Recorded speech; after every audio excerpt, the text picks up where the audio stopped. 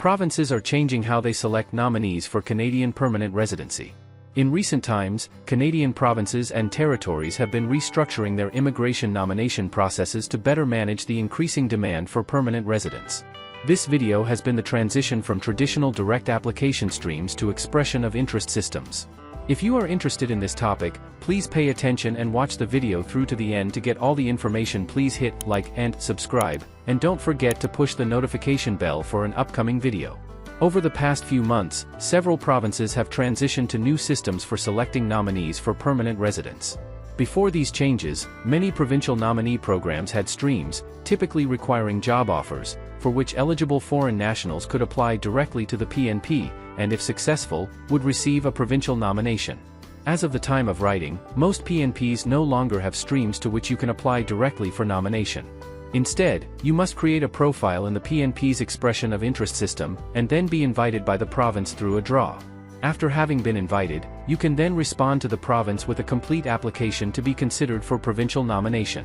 What is an expression of interest system? An expression of interest system is an application management system for immigration. Those interested in immigrating to a province or territory first submit an expression of interest, which indicates their skills, work experience, education, and other factors. Here's what the process looks like.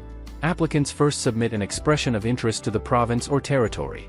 This allows the applicant to be ranked based on their skills and human capital factors and entered into a pool of other qualified applicants.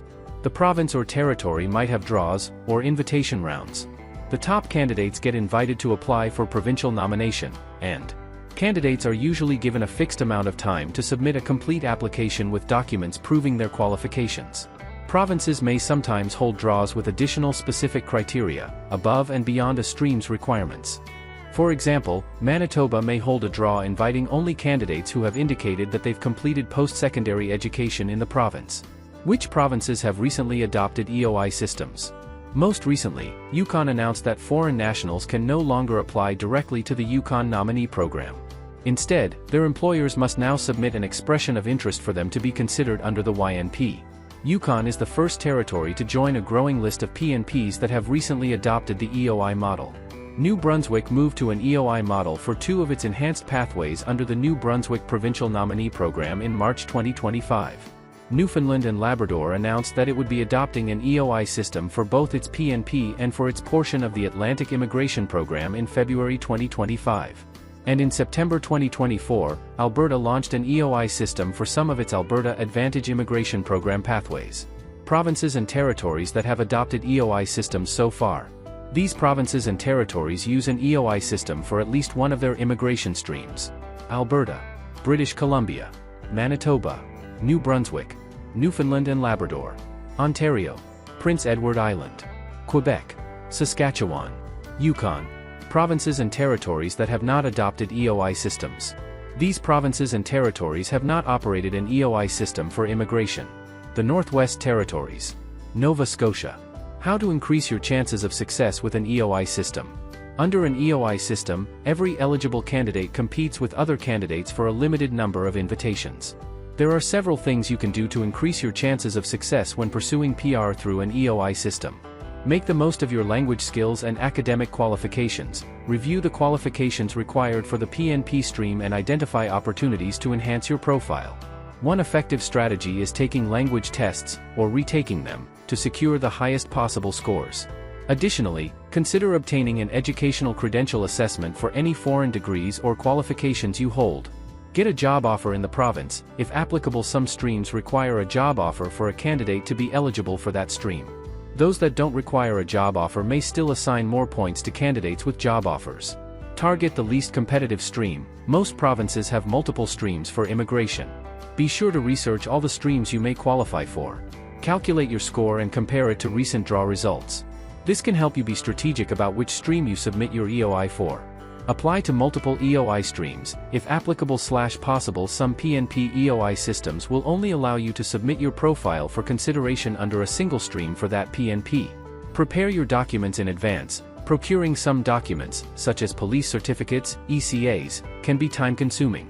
With many provinces issuing deadlines for submissions, it's best to apply for those documents in advance to meet deadlines. Why more provinces and territories are transitioning to EOI systems.